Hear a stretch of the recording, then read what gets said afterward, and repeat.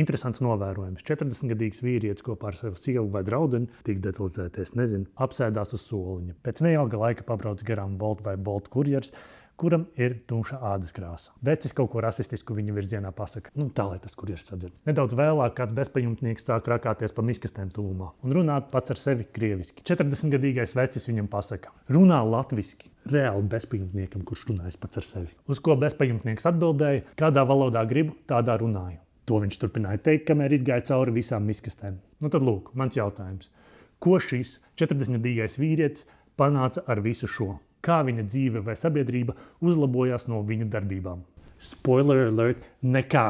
Viņš sabojāja garstāvokli kurjeram, kuram jau tā ir sūdīgs darbs. Viņš sabojāja garīgo bezpajumtniekam, kuram jau tā ir sūdīga dzīve. Plusā sabojāja pats sev garstāvokli un visticamāk savai otrai pusē, jo atrada problēmas vietās, kurās tās nebija. Jo tas kurjers, viņš dara darbu, ko tu nemaz nevēlies, uz ko tu nemaz nepretendē. Tas bezpajumtnieks, viņš tevi neapkalpo, viņš vienkārši eksistē.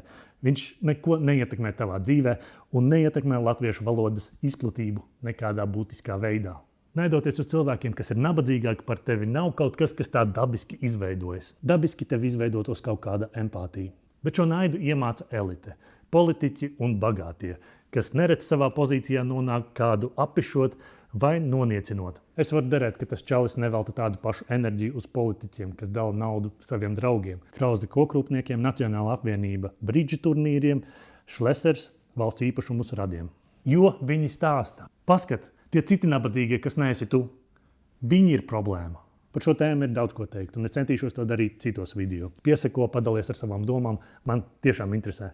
Jo es vēlos, lai mēs visi tiekam pie lielākas skaidrības. Šo konkrēto situāciju novēroja mana mamma pāris nedēļas atpakaļ kādā no Rīgas parkiem. Ir vērts runāt ar saviem vecākiem par šo, jo mana mamma jau nav viens no tiem iekļaujošākajiem cilvēkiem. Bet novērojot un kritiski analizējot šādas situācijas, cilvēks var kļūt bišķi empātiskāks. Tā kā padalies ar šo video ar visu savu dzimti. Citādi pēc 7 dienām tu paklupsi, kāds ieraudzīs un pasmiesies par tevi.